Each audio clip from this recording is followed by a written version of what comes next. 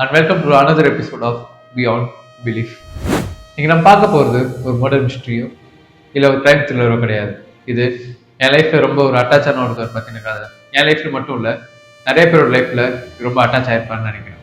இதோட படத்திலே ஒரு பிரபல பத்திரிகையில் இந்த மூஞ்செல்லாம் காசு கொடுத்து பார்க்கணுமா அப்படின்னு கேட்ட ஒருத்தவரை கொஞ்சம் வருஷத்துக்கு அப்புறம் இவர் தாண்டா அடுத்த சூப்பர் ஸ்டார்னு சொல்ல வச்ச நம்ம தளபதி விஜய் பற்றி தான் பார்க்க போகிறோம்.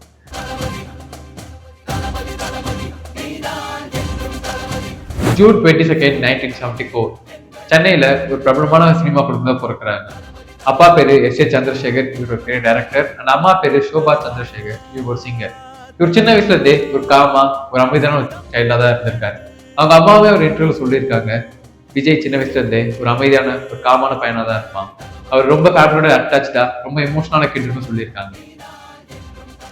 அவங்க அப்பாவோட ஆசையினால் தான் இவர் முதல்ல சைல்டு ஆர்டிஸ்டா வெற்றி அப்புறம் குடும்பம்ன்ற படத்துல அறிமுகமாறாரு. ஆனா அப்ப யாருக்குமே தெரியாது இந்த ஒரு சின்ன பையன் தான் இப்ப இந்த தமிழ் சினிமாவே ஆள போற தளபதின்ட்டு. லோயலால டிஸ்கவர் பண்றாரு. அப்ப அவரோட ஃப்ரெண்ட்ஸ் அண்ட் ஃபேமிலிஸோட ஒரு நார்மலான பேசிக்கான லைஃப் தான் வாழ்ந்துட்டு இருக்காரு. அவங்க அப்பா இப்ப சொல்றாரு அவர்கிட்ட, விஜய் உனக்கு சினிமா தான் ஒரு லைஃபே அப்படின்னு சொல்லிட்டு அவங்க அப்பா தான் அவர் மோட்டிவேட் பண்றாரு. அதே மாதிரி 1992ல நாளைய தீர்ப்புன்னு அவர் படம் ரிலீஸ் ஆகுது. அதை அவங்க அப்பாவே டைரக்ட் பண்றாரு.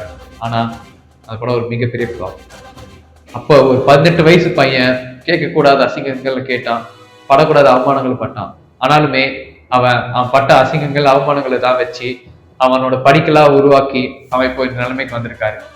அவரு அதுக்கப்புறம் என்னதான் நிறைய படங்கள்ல ஃபிளாப்ஸ் ஹிட்ஸ் கொடுத்திருந்தாலுமே அவருக்கான ஒரு ரெகனைசேஷன் அப்ப கிடைக்கவே இல்லை. அதே மாதிரி எல்லாருமே சொல்ல ஆரம்பிச்சாங்க, இவன் அப்பாவால வந்த பையன் நெப்போட்டிசம் கிட் அப்படின்ட்டு. ஆனா எத்தனை பேரு அவங்க அப்பாவால இந்த நெப்போட்டிசமா சினிமாக்குள்ள வந்துமே ஆனா யாருமே இது வரைக்கும் இந்த தளபதி கிட்ட ரீச் ஆனதே இல்லை.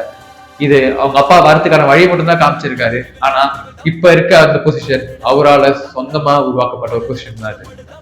இதான ஒரு படத்துல நிறைய அப்ஸ் அண்ட் டவுன்ஸ் இருந்தாலுமே பூவே உனக்காக, லவ் டுடே இந்த படங்களை பார்த்ததுக்கு அப்புறம் மக்கள் மத்தியில இவரோட உழைப்புக்காகவும் இவரோட இன்னசென்ஸ்க்காகவுமே இவர் நடிக்கல, இவர் அவராதான் இருக்காரு அப்படின்னு ஒரு பேரை வாங்கினாரு. அதே மாதிரி இன்னும் நிறைய பேர் சொன்னாங்க இந்த பையன் ஒரு மிகப்பெரிய ஸ்டாரா ஆக போறான் அப்படின்ட்டு.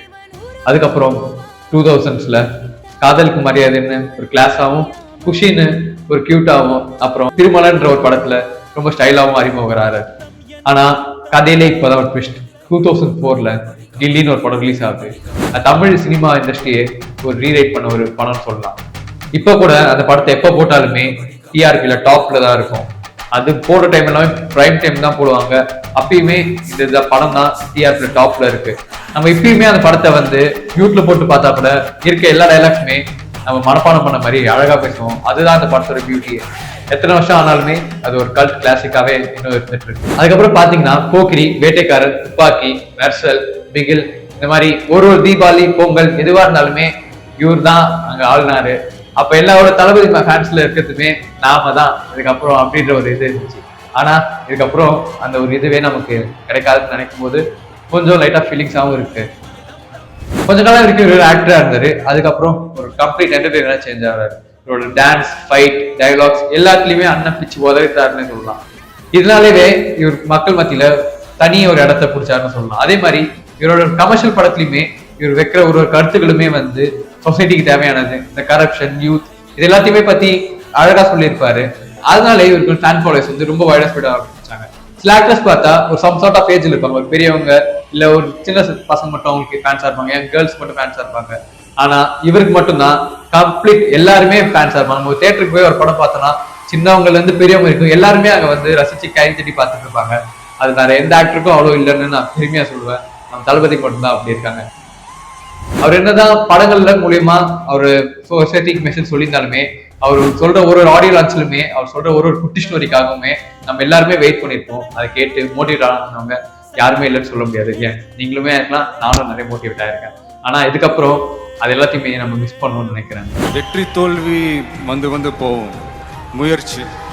முயற்சி மட்டும்தான் நிரந்தரமானது. இதை புரிஞ்சுக்கிட்டவங்க வாழ்க்கையில மட்டும் இல்ல வாழ்க்கையவே ஜெயிக்க முடியும். நிறைய பேர் சொல்றாங்க அவர் இப்ப அரசியல் பூசா வராரு அப்படின்ட்டு. ஆனா இது எல்லாத்துக்குமே விதை போட்டது அவரோட விஜய் மக்கள் இயக்கம். அப்பவே இந்த மக்கள் இயக்கம் மூலியமா அவர் நிறைய நல்லது பண்ணியிருக்காரு. நிறைய ஏழை குடும்பங்கள்ல இருக்க குழந்தைங்களுக்கு படிப்பு கொடுத்திருக்காரு. இயற்கை பேரழிவு வரும்போது நிறைய நிவாரணங்கள் கொடுத்திருக்காரு. பல போராட்டங்கள் கலந்திருக்காரு, பல போராட்டத்தை நடத்தியும் இருக்காரு. இவரு இது எல்லாமே தான் அவர் அரசியல் வர்றதுக்கு ஒரு வழிகாட்டியா இருந்திருக்கு, ஒரு முன்னுதாரணமும் சொல்லலாம். நம்ம தளபதி அவர் படங்கள் அரசியல் பண்ணி பார்த்திருக்கோம். ஆனா இப்ப நேர்லயுமே அவரோட அரசியல் எப்படி பண்றாருன்னு நம்ம எல்லாரும் பார்ப்போம். February 2024 அவர் வாழ்க்கையிலே அவர் ஒரு புதிய பாதையை நோக்கி போறாரு. அதுதான் விஜய் மக்கள் இயக்கமா இருந்த அந்த ஒரு பெரிய பொலிட்டிக்கல் பார்ட்டியா மாறுது. அதுதான் தமிழக வெற்றி கழகம், TVK. அதுக்கப்புறம் இவர் ஒரு பொலிட்டிக்கல் பார்ட்டியை லான்ச் பண்றாரு. அதுல இருந்தே நிறைய சலசலப்புகள், என்னடா ஒரு ஆக்டர்லாம் ஒரு பொலிட்டிக்கல் பார்ட்டி ஸ்டார்ட் பண்ணி ஒரு சக்சஸ் ஆக முடியுமா அப்படின்றாங்க. அதே மாதிரி இவர் மேல நிறைய கேள்விகள் வைக்கிறாங்க. ஏன்னா ஒரு படம் ரிலீஸ் ஆகும் போதே ஊறப்பட்ட பிரச்சனைகள் வரும். ஒரு படத்துலயுமே ஸ்ட்ரகிள் பண்ணி தான் ரிலீஸ் பண்ணாங்க. அதே மாதிரி இப்போ ஒரு பொலிட்டிக்கல் பார்ட்டி ஸ்டார்ட் பண்ண சும்மா விடுவாங்களா? இதுலயுமே நிறைய ஸ்ட்ரகிள்ஸ் இருந்துச்சு. இவரெல்லாம் மாநாடு எப்படி நடத்த போறாரு, இவரால் ஒழுங்கா மாநாடு நடத்த முடியுமான்னு கேட்டாங்க. அதையுமே நடத்தினாரு. இவரெல்லாம் எங்க ஒரு ரோட் ஷோ நடத்துவாரா, திருச்சிக்கு வருவாரா அப்படின்னு கேட்டாங்க. ஆனா இவரோட சம்பவமே முதல்ல திருச்சியில ஆரம்பிச்சது. இவரு ஒரு இதுலயுமே அவங்க மத்தவங்க சொன்னதை நடத்தி காட்டினாரு. வெறும் வாய் பேச்சா மட்டும் இல்லாம செயல்லையுமே அவர் செஞ்சாரு. என்னதான் அவர் இவ்வளவு பண்ணியிருந்தாலுமே அவர் மேல எப்பயுமே ஒரு குற்றச்சாட்டுகள் வச்சுட்டே தான் இருந்தாங்க. அவர் என்ன செஞ்சாலும் செய்யாட்டினாலுமே அவர் மேல ஒரு குற்றச்சாட்டோட தான் இருந்திருக்காரு. ஆனாலுமே அது எதுவுமே மனசுல எடுத்துக்காம அவர் என்ன பண்றதுக்கு நோக்கத்தோட வந்தாரோ, தமிழக மக்களுக்கு புதிய விடியலை கொடுக்கணும் அப்படின்னு ஒரு எதிர்பார்ப்போட தான் அவர் வராரு. நம்மளுமே அந்த ஒரு எதிர்பார்ப்போட தான் அவர் வரவேற்க போறோம். அவங்க கட்சி மூலியமா ஒவ்வொரு பிரச்சனைகளுமே இவங்க நேரடியா தட்டி கேட்கிறாங்க. அதை ஒரு கரெக்டான வழியில கொண்டு போகணும்ட்டு கோர்ட்ல கேஸ் போட்டு ஒழுங்கா வாதாடி லீகலா தான் அவங்க ஒரு பிரச்சனையுமே சால்வ் பண்ணிட்டு வராங்க. மக்கள் இயக்கம்ல இருக்கும்போது எப்படி ஒரு நிவாரணத்துக்கு போய் நேரடியா சந்திச்சாரோ, ஒவ்வொரு பிரச்சனைகளுமே அவர் கலந்துனாரோ, இத அவர் பொலிட்டிக்கல் பார்ட்டி மூலியமா செஞ்சுட்டு வர்றாரு. ஒவ்வொரு பிரச்சனைகளிலும் சரி, ஒவ்வொரு பேரழிவு வரும்போதுமே அவரோட பொலிட்டிக்கல் பார்ட்டி மூலியமா அவர் அவ்வளவு நல்லா செஞ்சுட்டு வர்றாரு. நம்ம எல்லாருமே ஒரு மாற்றத்தை தேடிதான் போயிட்டு இருக்கோம். 2026 ஒரு பெரிய மாற்றம் வரும்ட்டு எல்லாருமே எதிர்பார்க்கிறோம். ஒரு புதிய விடியலை தமிழகம் சந்திக்கணும் நம்ம எல்லாருமே காத்துட்டு இருக்கோம். அதுக்கு நம்ம அண்ணனுக்காக நம்ம சப்போர்ட் பண்ணுவோம். இது ரொம்ப பொலிட்டிக்கல் சைட் போகுது. ஸோ அந்த சைடு போகாம நான் இதோட போய் நிறுத்திக்கிறேன். இதுக்கப்புறம் நம்ம அண்ணனோட அடுத்தது தான் கடைசி த லாஸ்ட் டான்ஸ், ஜனநாயகன். ஏன்னா இதுக்கப்புறம் full and full political side போக போற, சினிமா சைடு வரமாட்டேன் அப்படின்னு சொல்லியிருக்காரு. ஸோ அந்த வழியில இதுதான் அவரோட கடைசி படம். நம்ம எல்லாருக்குமே ரொம்ப ஒரு எதிர்பார்ப்பு, இந்த படம் நல்லா இருக்கும் நல்லா இல்லாது அப்படின்னு ஒரு தாண்டி நம்ம அண்ணனோட கடைசி படம். இந்த படத்துக்கு நம்ம எல்லாருமே ஒரு பெரிய எதிர்பார்ப்புகள். நம்ம அண்ணனை பார்க்க போறோம், கடைசியா தியேட்டர்ல பார்க்க போறோம். அந்த ஒரு FDFS இது எல்லாத்தையுமே பாதி கட் பண்ணாங்க. பட் இருந்தாலுமே 9 மணி ஷோவா இருந்தாலுமே அந்த ஒரு FDFS எல்லாம் போகும்போது நம்ம எல்லாருமே ஒரு புது ஃப்ரெஷ்ஷோட, ஒரு புது பம்போட ஒரு நாளுக்கு அப்புறம் நம்ம ஒரு படத்துக்கு போய் இந்த மாதிரி பார்க்க போறோம்னு நினைக்கும் போது ரொம்ப ஒரு எக்ஸைட்டடா இருக்கு. அந்த படம் எப்படி போது வருதுன்னு தாண்டி நம்ம அண்ணனை கடைசியா தியேட்டர்ல பார்க்க போறோம். நம்ம எல்லாருமே வெயிட் பண்ணி பார்ப்போம். ஜனநாயகன் எப்படி வருதுன்னு பார்ப்போம். நம்ம அண்ணனை அதுக்கப்புறமும் நம்ம சப்போர்ட் பண்ணுவோம். நம்ம சினிமால இருக்கும்போது நம்ம என்ன ஒரு ஆதரவை கொடுத்தோமோ, அவர் என்னென்ன நல்லதை பார்த்து நம்ம ரசிச்சோமோ, அது எல்லாமே அவர் பொலிட்டிக்கல் சைட் போனாலுமே நம்ம பார்த்து ரசிப்போம். நம்ம அண்ணனுக்கான நம்ம சப்போர்ட் கொடுப்போம்னு நான் நம்புறேன். இதான் த லாஸ்ட் டான்ஸ்.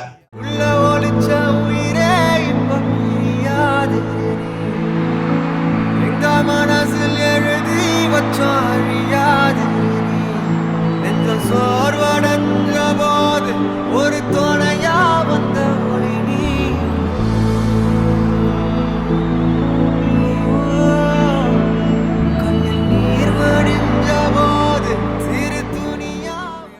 நான் வரேன் தனியா. உனக்கே ஒரு யுத்தம் இனியே உயிரே